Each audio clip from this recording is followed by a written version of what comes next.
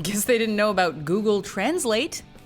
Hey guys, I'm Rebecca from WatchMojo, and today we're counting down our picks for the top 20 funniest translations of film titles. Before we begin, we publish new content every day, so be sure to subscribe to our channel and ring the bell to get notified about our latest videos. That means we're looking at the most unintentionally hilarious translations of English film titles, including those that are especially funny when translated back into English. Honestly, nothing makes me laugh harder than this kind of thing, so let's see how I do reading this list, shall we? Number 20, Dimwit surges forth, The Waterboy. Gatorade. H2O. The Thai translation of this Adam Sandler college football film was at least accurate, considering Sandler's Bobby Boucher Jr. is initially a dimwit, and he definitely does surge forth throughout the movie. That's high quality H2O. This title is almost graceful in its simplicity, and that's why we absolutely love it. But it does lose the football angle, which was kind of the movie's whole point. We have to admit though, without having football to use as context, there's not really a better title to describe the movie. No, Colonel Sanders, you're wrong. Number 19, Floppy Coppers Don't Bite, Dragnet. Because there are specific departmental regulations for high-speed pursuit, mister, and we're going to follow every last one. Forget it, Friday. This is our collar. A play on the proverb, barking dogs don't bite in German, this cheesy title doesn't make as much sense when translated back to English. The film, a comedic take on the 1950s and 60s TV police drama, stars Tom Hanks and Dan Aykroyd as recently assigned partners who unravel a conspiracy involving a cult, the local church, and an adult magazine empire. Presumably, the title change was due to a lack of familiarity with the original show in Germany. But really? Why are you always looking at your watch? I'm watching my TV. Number 18, Meetings and Failures in Meetings, Lost in Translation. For relaxing times, make it Centauri time. We know that some people found Sofia Coppola's indie darling Lost in Translation slow, but the Brazilian-Portuguese translation of the title was practically begging audiences not to show up. Meetings and Failures in Meetings sounds more like a mandatory office training video rather than a heartfelt drama about loneliness and love. Anybody who paid for a ticket in Brazil based on the title alone had to be either pleasantly surprised or incredibly disappointed. Oh, and insert obligatory Lost in Translation pun here. Cheers to that. Kampai. Number 17, Jet Li is the best fighter, Fist of Legend.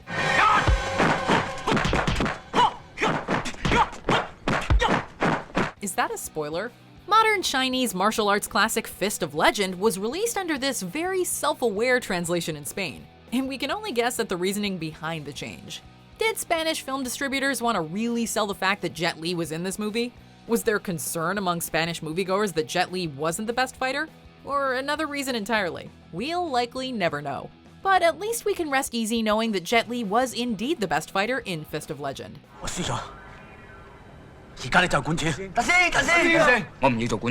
Number 16, Reign of Falafel, Cloudy with a Chance of Meatballs. My forecast? Sunny.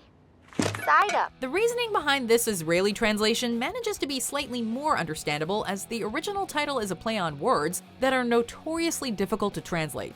However, that definitely doesn't make this goofy translation any less funny. Presumably by replacing meatballs with the closest cultural equivalent, and making sure to include the gist that the original phrase had something to do with rain, this beautiful replacement was born. Food reference? Check. Weather reference? Check. And that's all it took. You just hold out your plate. And I even made it rain your favorite. Meat. Number 15, Urban Neurotic, Annie Hall. I have a hyperactive imagination. My mind tends to jump around a little, and I have some trouble between fantasy and reality. The German translation of Woody Allen's Annie Hall is about as bare bones and vague as you can get when it comes to film titles. It takes the movie's setting, New York City, and comes up with urban. Then it takes the movie's protagonist, Allen's Alvy Singer, a neurotic comedian, and boom, there you have it, Urban Neurotic. Simple and elegant. The real question is, why did the film need a translation in the first place when it's simply a character's name? That was my fault. I was too crazy. Number 14, Big Liar, Nixon. Sir, Congress is considering 4 articles of impeachment. This translation, coming courtesy of China, is a juicy personal dig at a former US president, and you just gotta love that drama. While other translations are funny because of how silly or inaccurate they are when it comes to the actual content of the movie, this one is absolutely hilarious because of how spot on and direct it is. Everyone in America knew Nixon was a big liar walking into the movie. It's only right Chinese audiences were given the same necessary context. I don't cry. You don't cry. You fight. Number 13. If You Leave Me, I Delete You. Eternal Sunshine of the Spotless Mind. I figured you'd show your face around me again. The Italian title of this emotional drama starring Jim Carrey and Kate Winslet makes the movie's premise seem a whole lot more threatening than it actually is. The film deals with deleting memories of past relationships, but this translation seems to imply a level of physical or even existential violence. We have to believe audiences were surprised to be flooded with tears rather than screaming in terror over the course of their movie-going experience. I wish I'd stayed. I do. Number 12. The Hole of Malkovich. Being John Malkovich. Malkovich, Malkovich. Malkovich, Malkovich, Malkovich. Malkovich, Malkovich. The Japanese translation of the strange and cerebral dark comedy Being John Malkovich sounds like the title of some kind of dirty movie. We're not exactly sure how big of a superstar renowned character actor John Malkovich was in Japan in 1999, but we're pretty sure people were not lining up at the box office to see his hole. We are referring, of course, to the door into the actor's mind that drives the plot of the film. Why? What did you think we were talking about? What happens when a man goes through his own portal? We'll see. Number 11. Vaseline. Grease. Sandy! Teddy? What are you doing here? In North America, Vaseline is a specific brand of petroleum jelly. In other places around the world, however, Vaseline is the word used to describe petroleum jelly in general. That, ladies and gentlemen, is how we ended up with this extraordinary Argentinian translation of the classic 1978 musical Grease. Now, we can only imagine just how much more successful the film would have been had it been released under this alternative title everywhere around the world. Same thing. No. Number 10. Sexy Dance. Step Up. Down, up, step, turn, PK, and... The French translation of the 2006 dance flick Step Up. Sexy Dance is a pretty apt name for the film, which contains a good amount of sexy dancing. Featuring a breakthrough performance from a young Channing Tatum, the film tells the story of unlikely dance partners who must work together to prove themselves and find success in their craft. We're not really sure why, but apparently the film's French distribution felt the need to spice up the title a little bit, resulting in the glorious promise of Sexy Dance. You know, it just doesn't matter.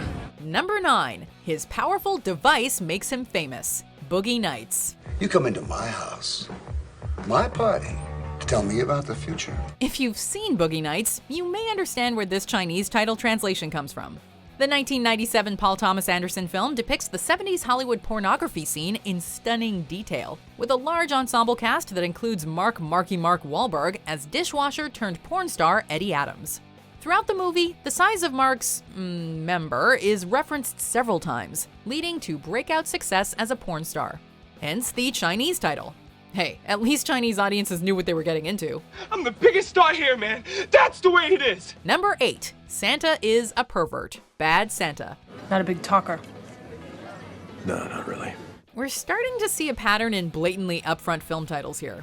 The Czech translation of 2003 raunchy Christmas comedy Bad Santa lets its native audience know right away that this Santa is indeed a pervert. Billy Bob Thornton stars as crude discount department store Santa Willie Soak, who moonlights as a professional thief.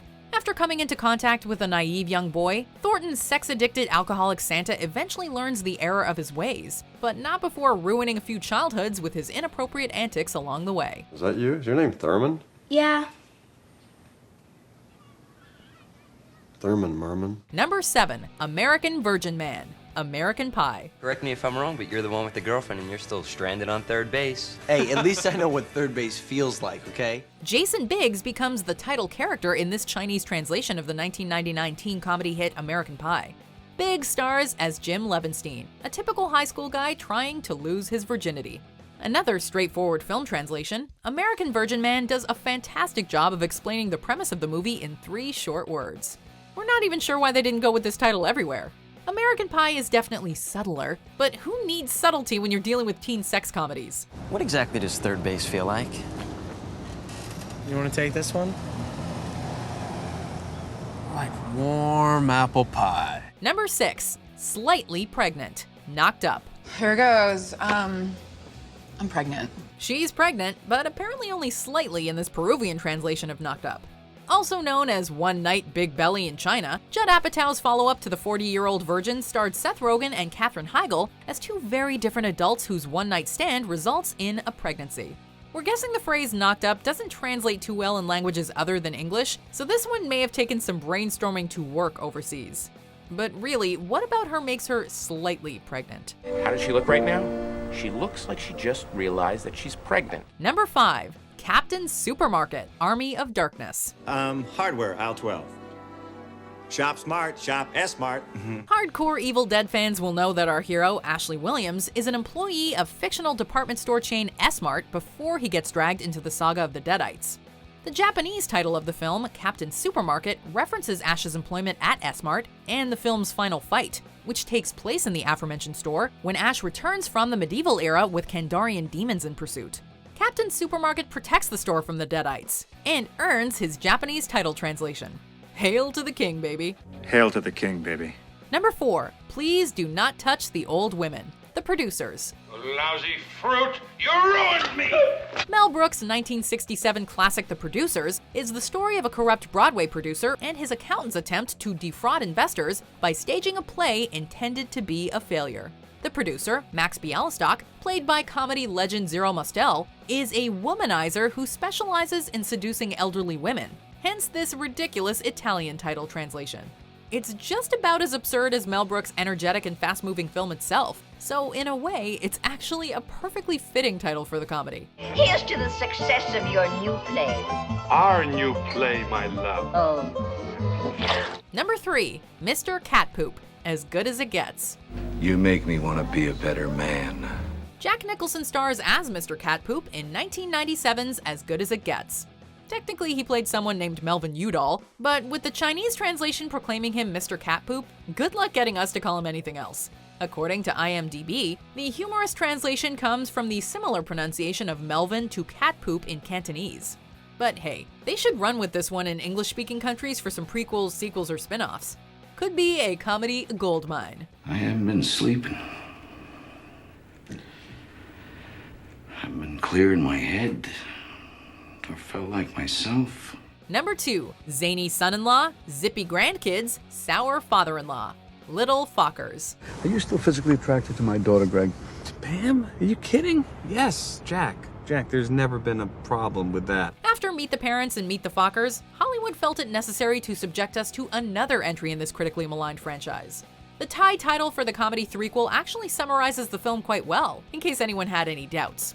The film stars Ben Stiller as zany son-in-law Greg Focker, Robert De Niro as sour father-in-law Jack Burns, and tells the story of what happened when Greg and his wife decided to bring some zippy grandkids into the world. Don't think this incident has distracted me, Fokker. I know you're up to something, and I'm watching you. Before we unveil our number 1 pick, here are some honorable mentions. Can you fly this plane and land it? Surely you can't be serious.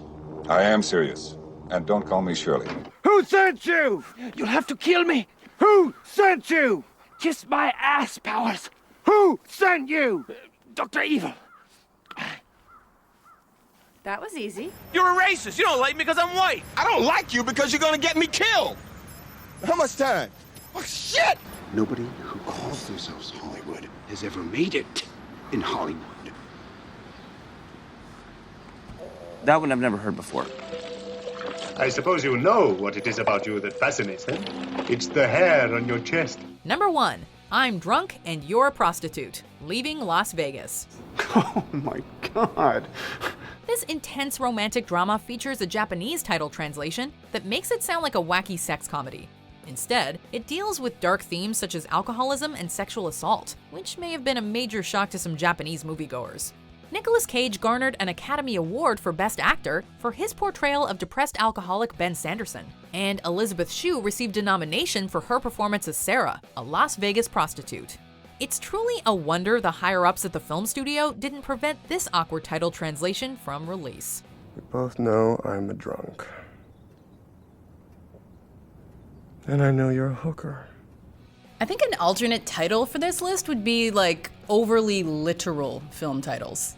I'm drunk and you're a prostitute? Really? Anyway, let us know what your favorite mistranslated film title is in the comments. Be sure to like and subscribe and check out these other videos to keep the laughs coming.